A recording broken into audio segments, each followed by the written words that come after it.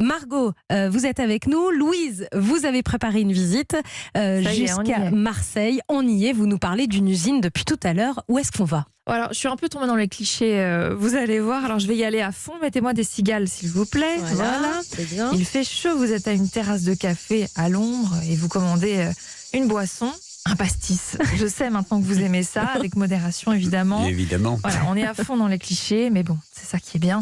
Alors, boire un pastis n'est pas une activité en soi, du moins pas suffisante pour justifier d'être une chronique bon plan région. Pour qui Ouais.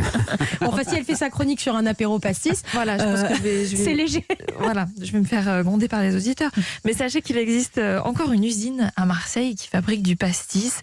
Elle s'appelle Cristal Limignana et vous pouvez la visiter. Bonjour Marie-Stella Vassero. Bonjour. Alors, vous êtes directrice générale de cette usine et surtout l'arrière-petite-fille des fondateurs de cette distillerie familiale. Alors cette distillerie, elle date de 1884 et vous fabriquez l'un des derniers pastis fabriqués à Marseille.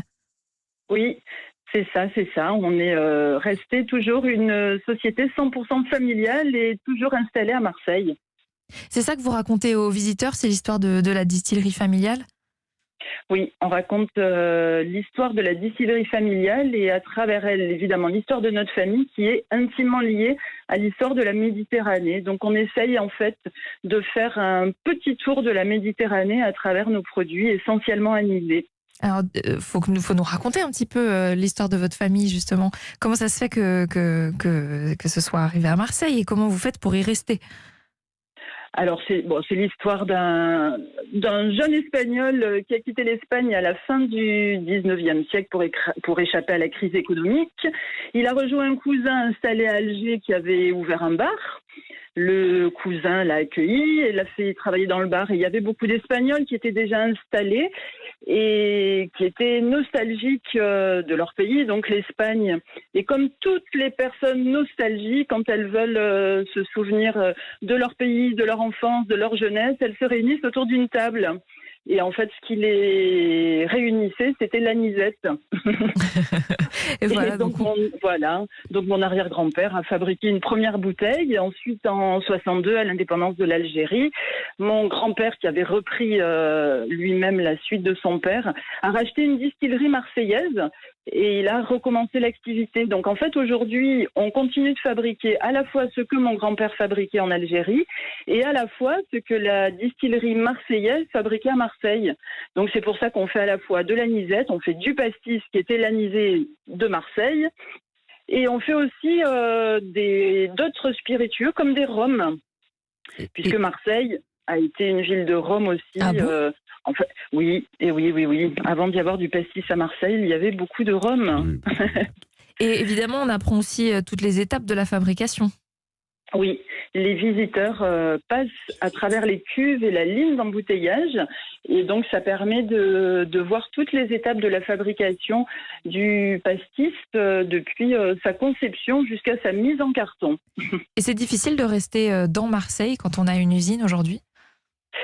Alors oui, c'est un peu compliqué parce que évidemment Marseille c'est beaucoup urbanisé, donc on est toujours dans Marseille intramuros, mais on est vraiment entouré d'immeubles, donc c'est un petit peu compliqué de pousser les murs aujourd'hui. Et évidemment, quand il faut changer de machine, quand il faut remplacer une cuve, forcément on manque d'espace.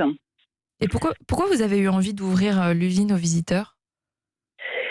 Au départ, moi, quand j'ai repris l'usine il y a 8 ans, je me suis rendu compte que beaucoup de nos salariés, en fait, étaient un petit peu enfermés dans cet espace-là, puisqu'on a quand même plusieurs personnes qui sont là depuis 20 ans, certains 30 ans.